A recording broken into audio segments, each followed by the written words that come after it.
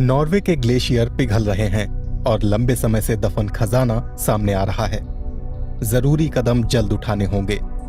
यूलियान post मेलबियर इन ठंडी ढलानों पर काफी समय बिता रहे हैं। आज वो 2000 मीटर की ऊंचाई पर आए हैं। कुछ दिन पहले उन्हें एक संदेश मिला था।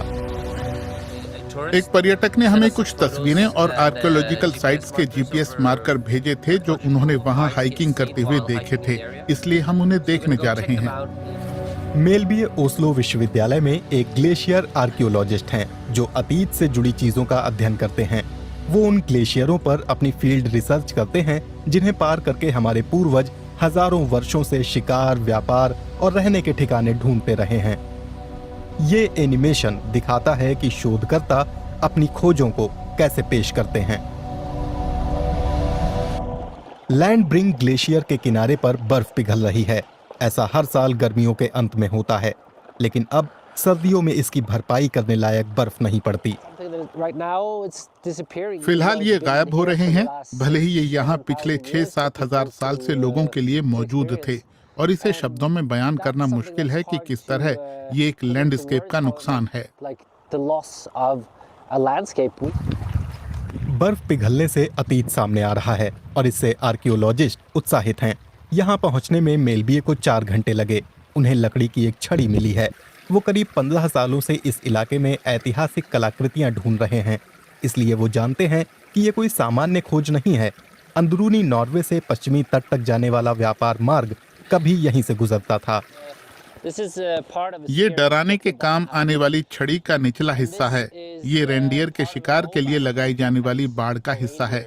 इसका इस्तेमाल लेट माइग्रेशन पीरियड में हुआ होगा, 400-500 एडी के करीब। इसलिए ये छड़ी करीब 1600 साल पुरानी है। कुछ मीटर दूर मेलबिये को छड़ी का बाकी हिस्सा मिल गया। अब घाटी में वापस जाने का वक्त हो गया है। यहाँ लोम नगरपालिका में मेलबिये और उनके साथी अपनी खोजों को प्रदर्शित करते हैं। स्थानीय माउंटेन म्यूजियम में बर्फ के रहस्य नाम का एक सेक्शन है। यहाँ हथियार, जूते, दस्ताने और बहुत पुरानी स्की रखी जाती हैं। वो अपनी पसंदीदा चीजें दिखाते हैं। यहाँ कोने में एक छोटा तीर है। ये वास्तव में एक खिलौना है जो छूट गया था। कोई बच्चों को शिकार पर लाया होगा और जब तक वो रेंडियर दिखने का इंतजार करते, तब तक बच्चों को खेलने के लिए कुछ चाहिए था।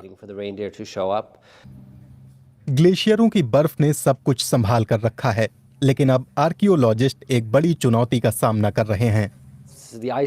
जैसे जैसे बर्फ पिघल रही है, हमें कांस्य युग और पाषाण युग की बहुत सी चीजें मिल रही हैं, जो काफी अच्छी तरह संरक्षित रही हैं।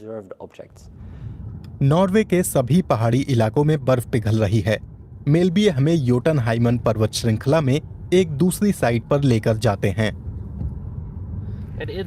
मेरे सामने मौजूद ये जगह हमारे आगे से बह रही छोटी नदी का हिस्सा है। जब से हमने इस साइट पर काम शुरू किया है, तब से इस हिस्से में कई सौ मीटर बर्फ पिघल चुकी है।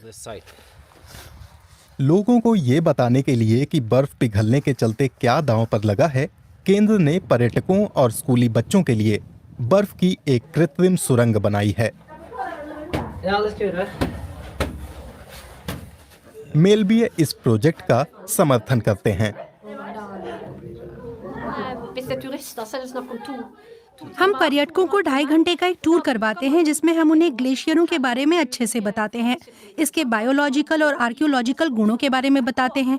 हमें पता है कि अगर धरती की जलवायु 2 डिग्री सेल्सियस और गर्म हुई तो इस सदी के अंत तक ये सब खत्म हो जाएगा। ग्लेशियरों के पूरी तरह पिघलने से पहले यूलियान पोस्ट मेलबिये और दूसरे आर्कियोलॉजिस्ट बिना थके डटे रहेंगे और बर्फ में हजारों वर्षों से दबा सुरक्षित खजाना सहेजते रहेंगे।